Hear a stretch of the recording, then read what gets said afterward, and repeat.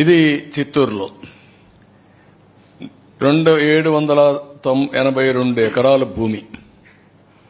Violation of estate abolition act 1948. Combined ఆంధ్రప్రదేశ్లో నేను revenue మినిస్టర్గా ఉన్నప్పుడు నేను ఆలోచించేవాడిని.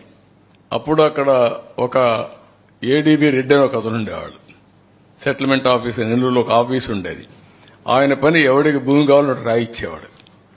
ఇది పని అన్నమాట. చాలా ఫేమస్ కూడా అది. అప్పుడు నేను ఆలోచించాను, ఎప్పుడో అయిపోయింది, ఇప్పుడేంటి ఈయన ఇస్తున్నాడని డిపార్ట్మెంట్ని అబాలిష్ చేశాం.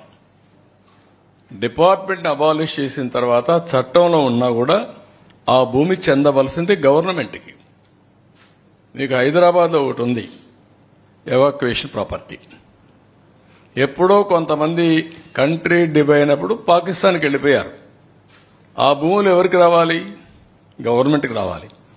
కొంతమంది ఫేక్ డాక్యుమెంట్స్ తయారు చేసుకుని ఆ భూములు కొట్టేసే పరిస్థితి వస్తా వచ్చారు. నేను ముఖ్యమంత్రి అవుతానని మీరు చాలా మంది చూస్తుంటారు.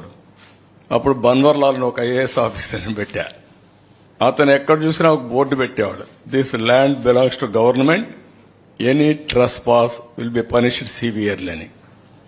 అప్పట్లో నేను ఇంకోటి పెట్టాను, ఎంఆర్ఓకి ఒక ప్రొహిబిటరీ బుక్ పెట్టి ప్రభుత్వ భూములను ఐడెంటిఫై చేసి ఆ బుక్లో రాయాలి. రాసుకున్న తర్వాత ఆయన ఎవ్రీ వీక్ ఇన్స్పెక్ట్ చేయాలి. ఇది the custodian of that lands అన్నమాట. అదే సమయంలో కొత్తగా ఎంఆర్ఓ అనేస్తే అవి ఫిజికల్ గా అతనికి హ్యాండ్ ఓవర్ చేసి ఈయన రిలీవ్ కావాలి. That was the rules I passed. 982 ఎకరాలు రాచమార్గంలో ఇచ్చేశారు. అక్కడ పెద్ద లీడర్ ఉన్నాడు దోపిడీ చేయడానికి. ఇది పుంగనూరు కాన్స్టిట్యున్సీ. అంటే ఎక్కడికి పోయారో నాకు అర్థం కావడం లేదు. అంటే ఏమైనా జరిగిపోతుందనే ధీమా, ఏమి చేసినా మేము తప్పించుకుంటామని ఒక గర్వం వచ్చి ఇష్టానుసారంగా చేసే పరిస్థితికి వచ్చారు. ఇవన్నీ కూడా ఫేక్ డాక్యుమెంట్స్ వీళ్ళు క్రియేట్ చేసుకున్నటువంటివి. 982 ఎకరాలు మొన్నే పట్టా చేసుకునే పరిస్థితికి వచ్చారు. నెక్స్ట్,